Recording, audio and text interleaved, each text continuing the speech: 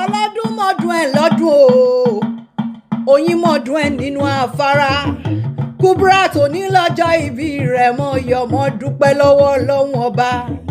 Kubrat oníbíyọ̀ ọmọ àjàlá o ọdún ayọ̀ ló mọ̀ ṣe ilẹ̀ ìyálóde Ìbàdàn ti New York lamẹ́ríkà ẹ jẹ́ ká dúpẹ́ lọ́wọ́ Ọlọ́run ọba tó dá yín síná o ọba mi akọmọ ti ka lẹ́yìn olórí ẹ̀dá gbogbo ọlọ́wọ́ gbọmọgbọmọ tí ń gbọmọ rẹ̀ nínú ọ̀fìn alábẹ́nú àsásí o adára tán gbanigbani tí ń gbani ọba àsáyá ọba àsátọ̀ o àtórí ẹni tí ó sún wọn ṣe ìyá Ísírẹ́lì mo kí ọ mọ́mọ́ bínú pé mo pè ọ́ lórúkọ orúkọ lápọ̀ba ládé ìyá Màríà mọ́ wọlé mọ́ rọra ìyá Deborah ó kú ọjọ́ ìbí òní o òkúkú nífẹ̀ẹ́ yìí ṣàṣemọ́ lọ́lá Ọlọ́run ọba ilé ìyá Anna ìyá Ọláyẹmí mọ́ gbóhùn ẹnu mi dáadáa mo fẹ́ yálé bàbá tó bí ọlọ́mọ náà Kubrat oníbíyọ̀ ọmọ àjàlá o ọmọ wọn nílùú Ìbàdàn nílé alágbára níní ẹlẹ́ta jagunjagun ẹ̀yin lè jìdí ọmọ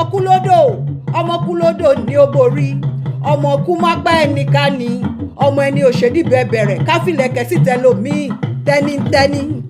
ọmọ egúngún méje ọ̀lẹ̀lẹ̀ mẹ́fà kémi jèjè kíwọ́ jèjè kíkan tó kù dègbé ta ni ó bá ọ gbé kún bàbá rẹ jáde ọmọ ẹranko yáyò ọmọ arìngbẹ̀rẹ̀ bí ẹni ẹgbẹ́ ń dùn ẹgbẹ́ odò èjìdé o àwọn olórí burúkú èèyàn ni ó fẹ́ kí ọmọ bí wọn ò gbé ọṣẹ gbé òní níláárí ọmọ igbó ló kú sí odò ni ó gbé ọ lọ ọmọ bó láṣọ tọkọ kí o lè ní oko ẹni ṣe àlàrà òrò àrà ò lè rè jìdé tó mórí kì í lé bàbá rẹ̀ ọ̀yọ́mọ̀gàn o Kubrat ọmọ àjàlá ṣe ń ṣàmọ́dúnlọ́lá dáníwáyé ojú rẹ̀ ò ní ríbi lọ́lá Ọlọ́run ọba àrídùnnú rẹ̀ ò ní dẹkùn àníkún ire gbogbo lọ́lá Ọlọ́run ọba Kubrat mọ́ gbọ́ àníkún ayọ̀ àníkún àlàáfíà àníkún owó ó ní fojú sunkún ọmọ tọkọtaya ló rán mi níṣẹ́ pé kí n kí yín fún tọjọ́ ìbí yín Owusu William Frempong ọkọ rere ọmọ wọn nílùú Ghana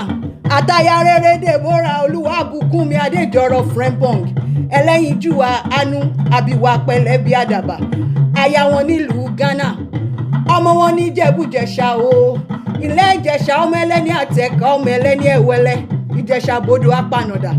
ẹ̀yin lọ́mọ àwúrè fàṣẹbẹnu ọmọ òṣìlẹ̀kùn palẹ̀kùndé wọ́n ní kí n kí yín dáadáa wọ́n lọ́dún ayọ̀lẹ́ ò mọ̀ ṣe àní ẹ̀ẹ́bó nílé